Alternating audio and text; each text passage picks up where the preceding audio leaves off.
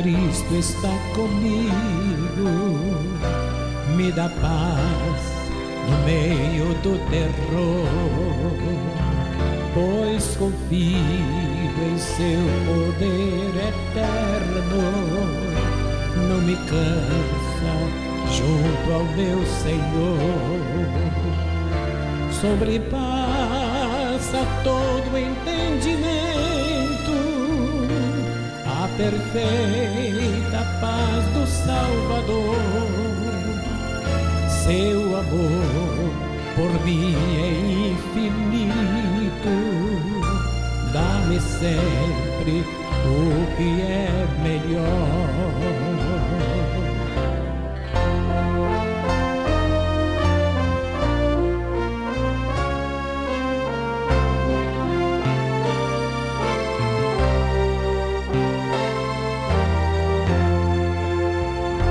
Dia a dia Cristo me acompanha e me chama a doce comunhão. Todo meu cuidado Jesus leva, lhe entrego alma e coração. Não se mede o seu amor supremo, Ele é o bendito Salvador. Cristo supre o que necessito, pois o pão da vida é o Senhor.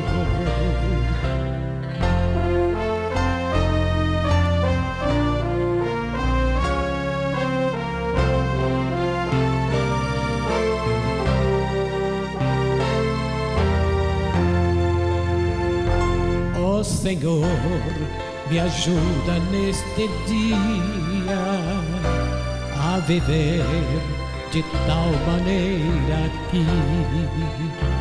que o teu nome seja exaltado, pois anelo honrar-te só a ti.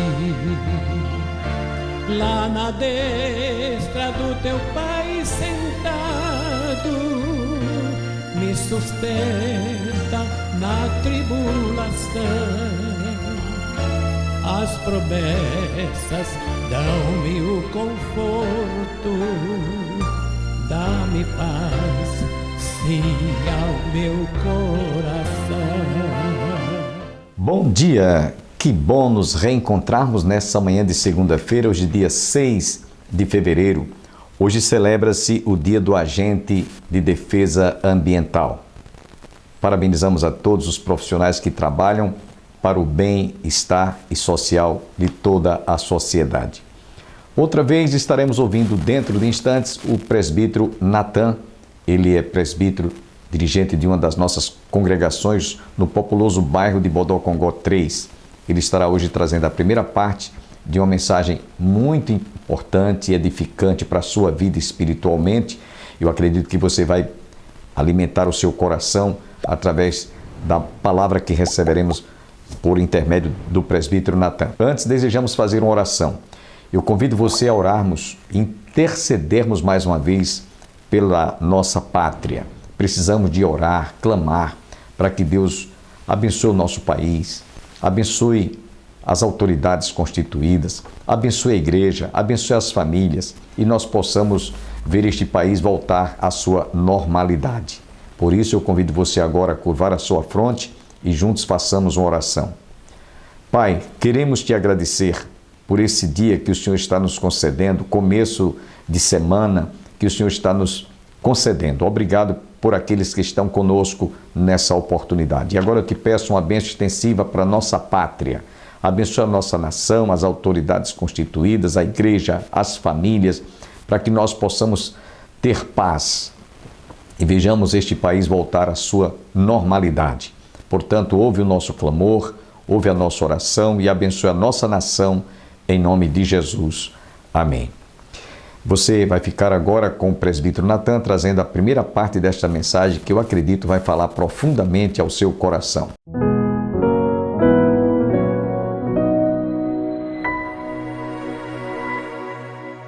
Peço que os irmãos abram a Escritura no livro de 2 Crônicas, capítulo 33. 2 Crônicas, capítulo 33. Eu peço que à medida que você encontra o texto, se coloque de pé para a gente fazê-la. 2 Crônicas 33.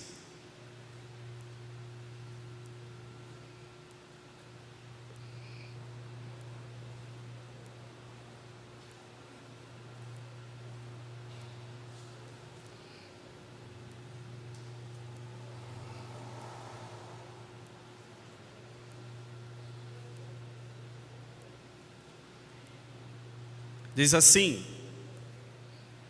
tinha Manassés 12 anos de idade quando começou a reinar, e 55 anos reinou em Jerusalém. Fez o que era mal perante o Senhor, segundo as abominações dos gentios, que o Senhor expulsara de suas possessões, de diante dos filhos de Israel. Pois tornou a edificar os altos que Ezequias seu pai havia derribado, levantou altares aos Baalins e fez postes ídolos e se prostrou diante de todo o exército dos céus e o serviu. Edificou altares na casa do Senhor, da qual o Senhor tinha dito: em Jerusalém porei o meu nome para sempre. Também edificou altares a todo o exército dos céus, nos 2 átrios da casa do Senhor. Queimou seus filhos como oferta no vale do filho de Rinom. Adivinhava pelas nuvens, era agoureiro, praticava feitiçaria, tratava com necromantes e feiticeiros, e prosseguiu em fazer o que era mal perante o Senhor, para provocar a ira. Também pôs a imagem de escultura do ídolo que tinha feito na casa de Deus, de que Deus dissera a Davi e a Salomão seu filho: nesta casa e em Jerusalém que escolhi de todas as tribos de Israel, porei meu nome para sempre, e não removerei mais o pé de Israel da terra que destinei a seus pais, contanto que tenham cuidado de fazer tudo o que eles tenham mandado, toda a lei, os estatutos e os juízos dados por intermédio de Moisés. Manassés fez errar a Judá e os moradores de Jerusalém, de maneira que fizeram pior do que as nações que o Senhor tinha destruído de diante dos filhos de Israel. Falou o Senhor a Manassés e ao seu povo, porém não lhe deram ouvidos, pelo que o Senhor trouxe sobre eles o príncipe do exército do rei da Assíria, os quais prenderam Manassés com ganchos, amarraram-no com cadeias e o levaram à Babilônia. Ele, angustiado, suplicou deveras ao Senhor seu Deus, e muito se humilhou perante o Deus de seus pais. Fez-lhe oração, e Deus se tornou favorável para com ele. Atendeu-lhe a súplica e o fez voltar para Jerusalém ao seu reino. Então reconheceu Manassés que o Senhor era Deus. Depois disto, edificou o muro de fora da cidade de Davi, ao ocidente de Giom, no vale, e a porta da entrada do peixe, abrangendo Ofel. E o levantou muito alto. Também pôs chefes militares em todas as cidades fortificadas de Judá. Tirou da casa do Senhor os deuses estranhos e o ídolo, como também todos os altares que edificara no monte da casa do Senhor e em Jerusalém, e os lançou fora da cidade. Restaurou o altar do Senhor, sacrificou sobre ele ofertas pacíficas e de ações de graças, e ordenou a Judá que servisse ao Senhor, Deus de Israel. Contudo, O povo ainda sacrificava nos altos, mas somente ao Senhor, seu Deus. Quanto aos mais atos de Manassés, e a oração ao seu Deus, e as palavras dos videntes que lhe falaram no nome do Senhor, Deus de Israel, eis que estão escritos na história dos reis de Israel.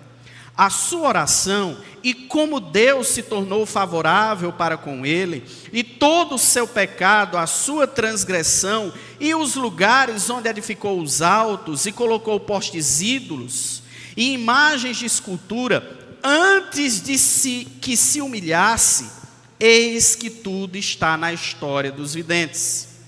Assim, Manassés descansou com seus pais, e foi sepultado na própria casa, e Amon, seu filho, reinou em seu lugar. Santo Espírito de Deus, invocamos o teu sagrado auxílio, a fim de que compreendamos, ó Pai, com esta porção, o que o Senhor nos deseja ensinar esta noite. Ministra ao nosso coração, no nome santo de Jesus te suplicamos. Amém. Podem sentar, irmãos. Meus queridos, quando nós paramos para pensar, sempre existem pessoas perto de nós, que muitas vezes nós pregamos o Evangelho, nós falamos de Cristo, demonstramos a maneira maravilhosa pela qual Deus nos amou, entregando o seu Filho para morrer no nosso lugar. E muitas vezes pregamos para essas pessoas, pregamos, falamos, e às vezes parece que a nossa pregação não surte nenhum efeito. Há quanto tempo a igreja no Brasil tem levantado a sua voz profética, pregando o evangelho da cruz, mostrando que para o pecador a única solução dele estar numa relação positiva com Deus é através de Jesus Cristo e somente através dele? E quanto mais se prega nesta nação, quanto mais por fora do nosso território se é entendido que o Brasil é um dos países mais cristãos do mundo, ao mesmo tempo nós vemos a maldade proliferar, os homicídios crescerem, a corrupção se alastrando no meio da sociedade, não apenas nos espaços políticos, mas aqui embaixo no nosso dia a dia, no trânsito, quando alguém tenta subornar um guarda, num banco, quando a gente deseja furar a fila, passar na frente das outras pessoas. Todas essas coisas, irmãos, são expressões da corrupção nossa do dia a dia. E parece que quanto mais essa nação ouve acerca da palavra de Deus, ouve acerca do amor de Cristo, parece que nós não vemos nenhuma transformação. Parece que as coisas não mudam tanto. Se você parar para analisar um pouco, você certamente vai lembrar de um familiar, do seu pai, do seu irmão, do seu cônjuge, do seu filho, do seu vizinho, do seu colega de trabalho, que parece que quanto mais escuta falar do amor de Deus, quanto mais ouve falar do amor de Cristo, parece que não há nenhum sinal de mudança. A ponto, às vezes, de você ficar se perguntando: será que aquele ditado antigo, pau que nasce torto, morre torto, é verdadeiro? Porque não é possível. Há tanto tempo tenho pregado, há tanto tempo tenho falado, há tanto tempo a igreja tem anunciado o evangelho, e nós não estamos percebendo nenhum tipo de mudança circunstancial. Parece, meus irmãos, que de fato há muitas e muitas barreiras para a conversão dos homens. Muitas vezes, embora nós não falemos com a nossa língua, mas às vezes no nosso coração, lá no fundo, é como se algo tentasse nos convencer de que não tem jeito, não é possível mudar. Meus irmãos, nós estamos diante da história de um dos homens em que qualquer pessoa poderia olhar na cara dele e dizer: você é um caso perdido. Você é água de peixe. E os irmãos aqui que cozinham sabem para que serve água de peixe. Para quê, irmãos? Para jogar fora, não serve mais para nada. Só, irmãos, que a Escritura vai nos ensinar, também através de Manassés, uma verdade da qual nenhum de nós pode esquecer. Eu peço para que você guarde consigo aquilo que eu vou falar agora. Guarde consigo aquilo que eu vou falar agora. Deus não perde causas. Quando Deus decide agir no coração do pecador, Ele sempre obterá sucesso.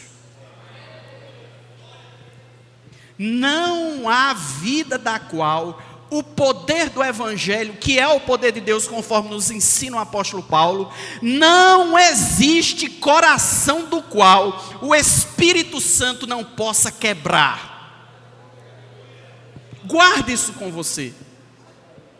Esta passagem que nós lemos, irmãos, e eu fiz questão de lê-la toda, nos dá detalhes que vai nos fornecer a certeza de que não existe vida que o poder do Evangelho não consiga transformar.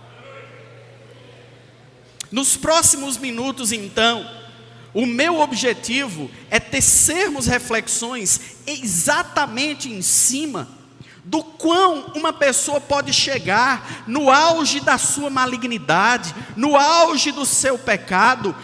Nós vamos perceber o quanto Deus insiste, persiste, trabalha, atua para regenerar o coração do pecador, e como os efeitos do Evangelho, que é o poder de Deus, impactam diretamente na vida daqueles que têm um encontro verdadeiro com Deus. Então este é o objetivo da nossa caminhada. Meus irmãos, para nós entendermos muito bem essa história, se faz necessário que primeiro nós reflitamos sobre como foi a vivência de Manassés, como foi os seus primeiros anos, como foi a sua família, qual a origem de Manassés. Primeiro ponto, então, eu desejo tratar aqui com os irmãos a origem deste rei de Judá. Para isso, irmãos, eu quero fazer uma breve leitura de 2 Reis, capítulo 18. Quero retornar um pouquinho à cronologia. 2 Reis, capítulo 18, vai nos dizer assim: no terceiro ano de Oséias, filho de Elá, rei de Israel, começou a reinar Ezequias, filho de Acais, rei de Judá. Tinha 25 anos de idade quando começou a reinar, e reinou 29 anos em Jerusalém. Sua mãe se chamava Abi e era filha de Zacarias. Fez ele, o rei Ezequias, fez ele o que era reto perante o Senhor, segundo tudo o que fizera Davi seu pai. Removeu os altos, quebrou as colunas e deitou abaixo os postes ídolos, e fez em pedaços a serpente de bronze que Moisés fizera, porque até aquele dia os filhos de Israel lhe queimavam incenso e lhe chamavam Neustã. Preste atenção. Confiou no Senhor, Deus de Israel, de tal maneira que depois dele, depois de Ezequias, não houve seu semelhante entre todos os reis de Judá, nem entre os que foram antes dele. A Bíblia está dizendo que não houve ninguém como o rei Ezequias em Judá, no reino de Judá, antes dele e depois dele. Sabe por quê? Olha o verso 6. Porque se apegou ao Senhor, não deixou de segui-lo e guardou os mandamentos que o Senhor ordenara a Moisés. Este é o pai de Manassés.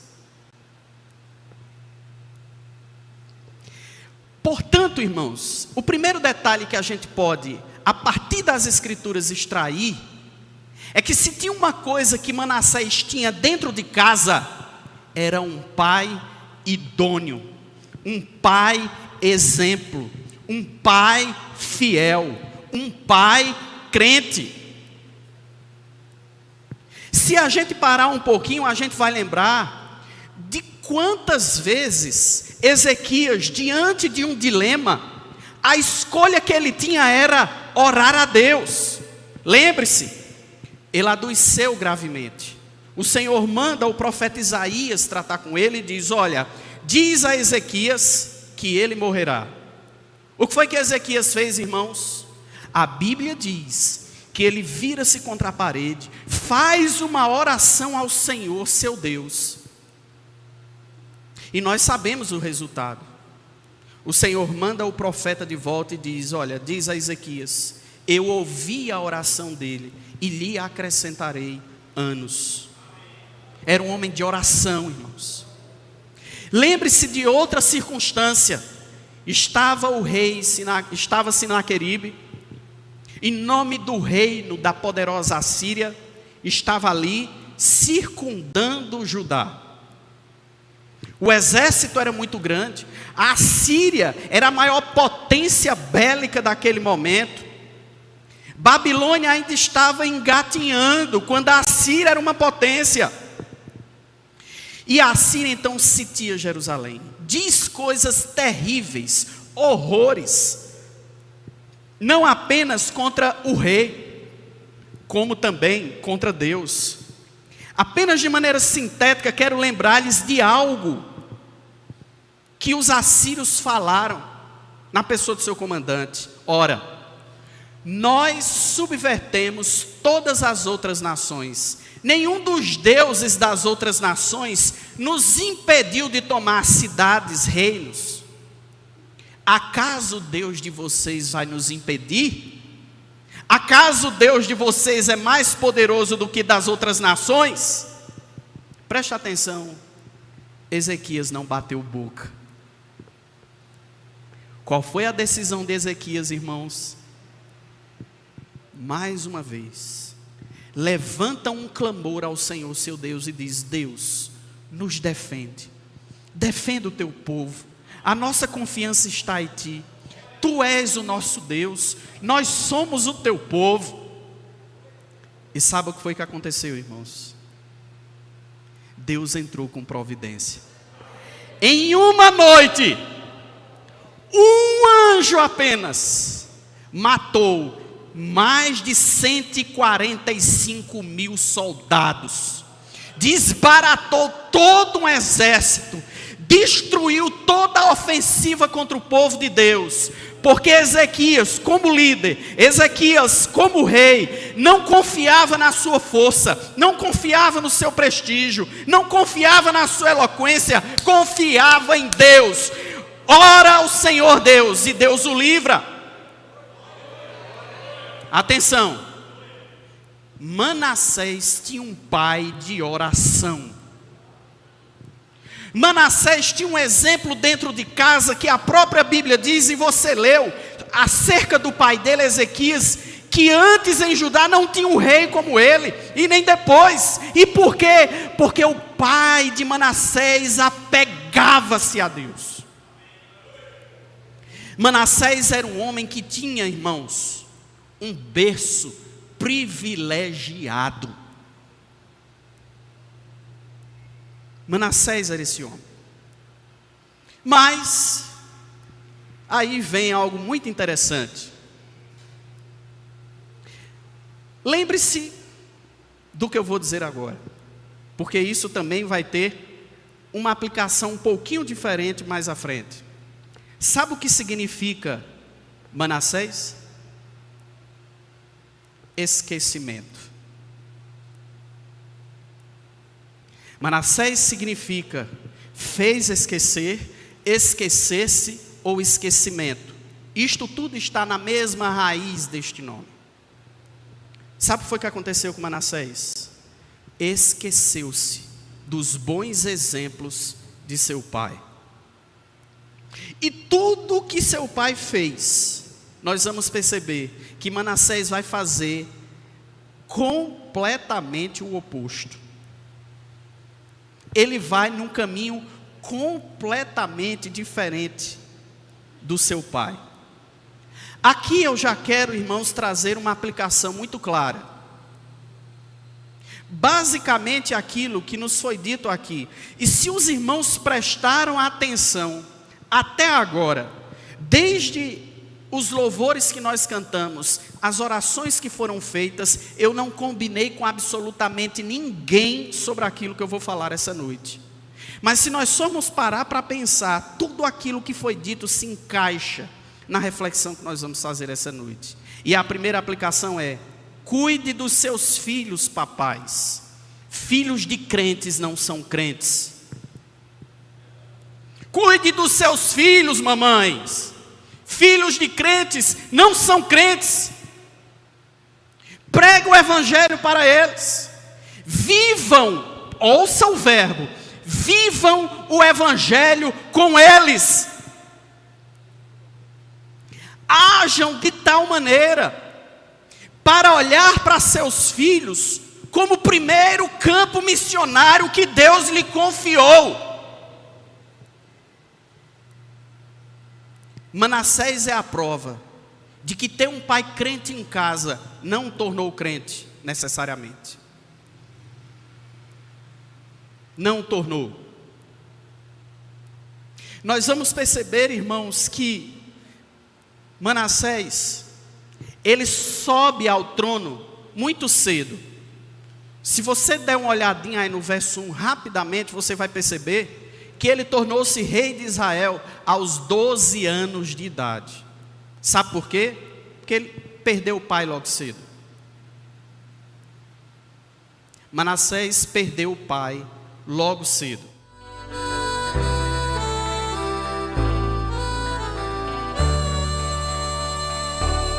Jesus quer entrar hoje em seu coração e para sempre ficar,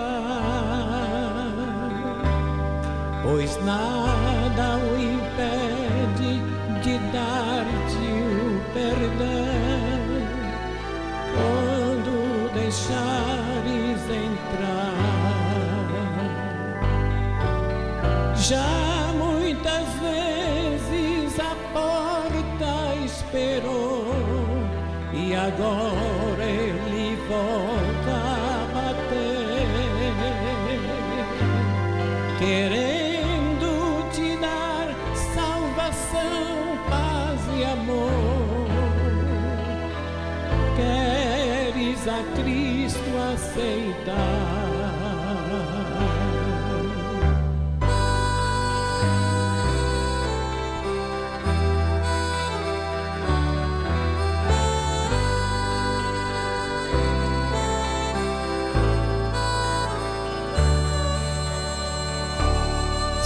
Abrires a porta do teu coração e o convidares a entrar, Jesus te dará seu divino perdão para contigo habitar. Já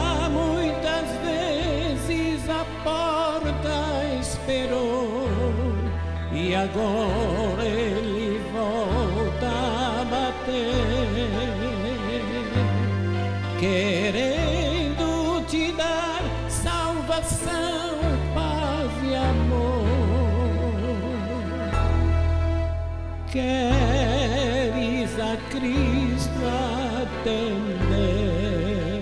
Agradeço a você que esteve conosco e também a sua compreensão, motivo pelo qual vamos ficar devendo a continuidade desta mensagem. Amanhã você está convidado a continuar conosco.